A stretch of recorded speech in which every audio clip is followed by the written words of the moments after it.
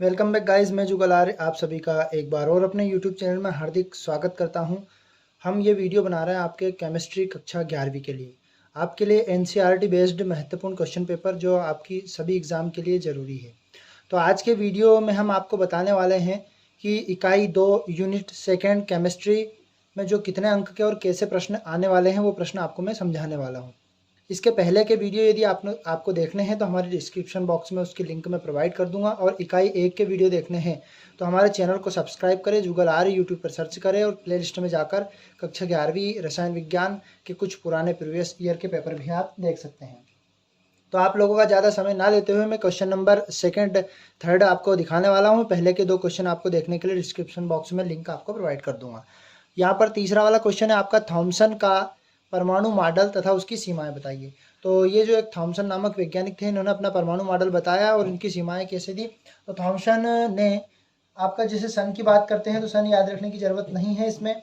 तो थॉमसन के अनुसार परमाणु धनावेश से निर्मित एक गोलाकार संरचना है, यानी कि जिनके अंदर धनावेश होते हैं और यहाँ धनावेश से निर्मित एक गोलाकार संरचना होती है। जैसे तरबूज जो गोलाकार रहता है और उसके अंदर तरबूज के अंदर जो बीजे लगे रहते हैं उनके मध्य भाग में या गैप के अनुसार, जैसा आप सभी ने खाए होंगे, जिस पर उपस्थित धनावेश के बराबर इलेक्ट्रॉन अंतः स्थापित होते हैं या वितरित होते हुए बटे हुए होते हैं, यानी कि बराबर समान दूरी में ये बटे होते हैं।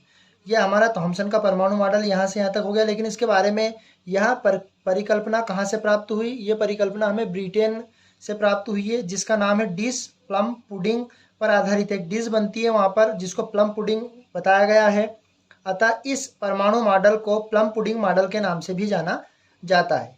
इसके अन्य नाम जैसे कि रेजिन पुडिंग मॉडल तथा तरबूज मॉडल। तरबूज के हिसाब से तो इसको आप समझ सकते हैं कि तरबूज एक गोलाकार भाग होता है इस प्रकार से, और उसके अंदर जगह जगह पर इस प्रकार से कुछ निश्चित दूरी पर गैप लगी रहती है और उनके अंदर जो बीज होते हैं उसके वो बीज लगे होते हैं, है ना। तो यहाँ तरबूज मॉडल भी कहा जाता है।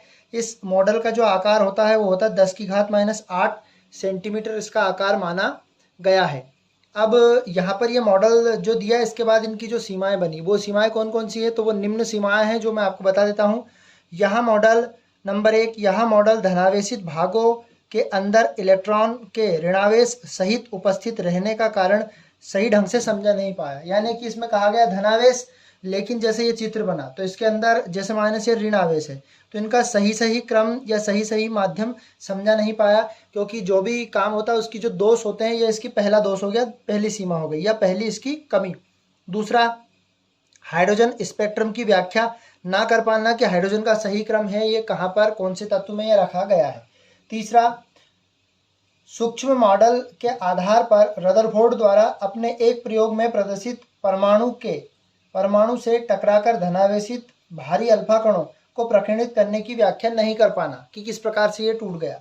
अब यहाँ पर हम देखते हैं, इस प्रश्न में हमने समझा थॉमसन का परमाणु मॉडल, और अगला क्वेश्चन है हमारा रदरफोर्ड का। तो रदरफोर्ड चौथा वाला क्वेश्चन है, रदरफोर्ड का परमाणु मॉडल समझाइए। तो रदरफोर्ड के परमाणु मॉडल तथा इनकी कुछ सीमाएं हमें बतानी है। तो रदरफोर्ड एक वैज्ञानिक, जब रदरफोर्ड ने यहाँ देखा कि एक स्वर्ण धातु की जो पन्नी होती है या पत्थर होते हैं, हाँ, रदरफोर्ड का परमाणु मॉडल। तो रदरफोर्ड ने जब यहाँ देखा कि जब स्वर्ण धातु यानी सोने से संबंधित एयु, है ना, से अत्यंत पतले पत्रों यानी कि बहुत पतली पन्नी झिल्ली टाइप होती है, जिसका मान लगभग 0.0001 सेंटीमीटर या 100 नैनोमीटर पर किसी रेडियो एक्टिव पदार्थ से प्राप्त उच्च ऊर्जा वाले अल्फा कणों से आघात करना या उसके ऊपर उसकी बौछार करना, जब बौछार की तो किया जाता है तब निम्न परिणाम प्राप्त होते हैं। अब निम्न परिणाम कैसे? बहुत से अल्फा कण तो पत्थरों के आर पार चले गए। आर पार मतलब जैसे पत्थर होते हैं इस प्रकार से कुछ झिल्ली होती है और उस झिल्ली के आर पार निकल गए, और कुछ अल्फा कण पूर्व पथ पर विचलित हो गए, यानी कि पहले अपने मार्ग से विचलित हो गए, और लगभग 20,000 में से केवल एक अल्फा कण अपने चलने वाले पूर्व मार्ग पर ही वापस लौटकर आ गए। ये यहाँ पर हुआ। जैसे इसको डायग्रामेटिकल यदि मैं समझता हूँ तो कैसे समझाता हूँ, आपको ध्यान से समझे। मान लो ये स्वर्ण पन्नी है आपकी पतली सी, जिससे मैं बना देता हूँ आप इस प्रकार से। और इसमें यदि मैं यहाँ से कुछ रेडियो एक्टिव पदार्थ की बौछार करवाता हूँ तो उसमें बताया गया है कि कुछ अल्फा कण तो इस पन्नी से सीधे आर पार निकल गए, जैसे कुछ यहाँ से निकाले तो ये भी सीधे इससे क्या निकल गए, आर पार इस पतली सी पन्नी के।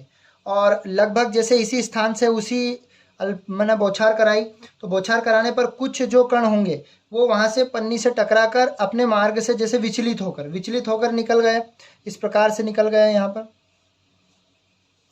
और कुछ जो अल्फा कण होंगे वो अल्फा कण हमारे लगभग यहाँ से 20, वो भी कितने में से, लगभग 20,000 में से, क्योंकि इसके अंदर धनावेश लगभग 20,000 में से पुनः एकमात्र ये पुनः लौटकर अपने ही मार्ग में वापस आ गए। इस प्रकार से इस सिद्धांत को बताया रदरफोर्ड में। अब रदरफोर्ड ने जब ये सिद्धांत बताया, ये मॉडल बताया, तो इसकी कुछ सीमाएं प्राप्त हुई। वो सीमाएं यहाँ इस प्रकार है। तो रदरफोर्ड के परमाणु मॉडल की सीमाएं, तो पहली सीमा इसकी है कि इलेक्ट्रॉन हमेशा नाभिक के चारों ओर घूमते हैं। बताया गया कि हमेशा नाभिक के किस प्रकार घूमते हैं, ये चारों ओर, किंतु वो चारों ओर चक्कर लगाते तो एक निश्चित स्थान पर चक्कर नहीं लगा पाए। ये यहाँ पर इसकी कल्पना ये नहीं कर पाए, नहीं बता पाए। परमाणु में जो स्थायित्व है वो स्थायित्व प्राप्त नहीं कर पाए। और तीसरा वाला, इसके विविक्त स्पेक्ट्रम की यानी अनेक प्रकार के स्पेक्ट्रम की व्याख्या ना कर पाना और परमाणु में इलेक्ट्रॉन की रचना का वर्णन ना कर पाना।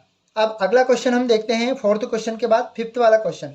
फिफ्थ वाला क्वेश्चन है आपका विद्युत चुंबकीय विकिरण की जो कणी प्रकृति होती है, या विद्युत चुंबकीय विकिरण की द्वैत प्रकृति भी इसे हम बोल सकते हैं। तो विद्युत चुंबकीय विकिरण की कणी प्रकृति या द्वैत प्रकृति क्वांटम सिद्धांत के बारे में हमें समझाना।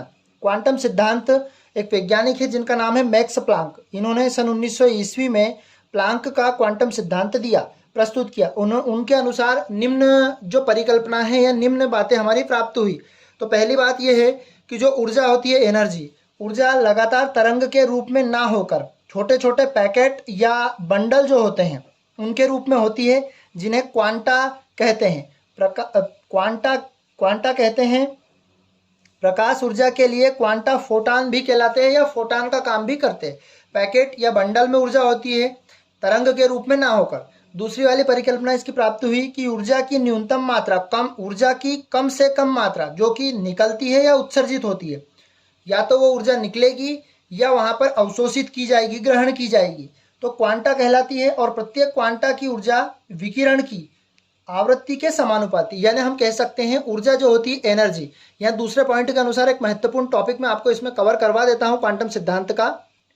उसमें कहा गया है कि ऊर्जा यानी कि एनर्जी, ऊर्जा को हम विकिरण की ऊर्जा इसे ई से दर्शाते हैं और आवृत्ति को हम न्यू से दर्शाते हैं।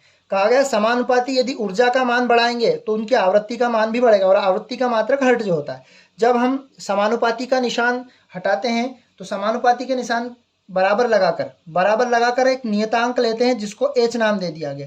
जहां एच होता है प्लांक, मैक्स प्लांक का नियतांक, एच बराबर हम कह सकते हैं प्लांक नियतांक, जो वैज्ञानिक के नाम पर रखा गया है। यहाँ पर ये डी ब्रागली समीकरण में इस समीकरण का हम प्रयोग करने वाले हैं।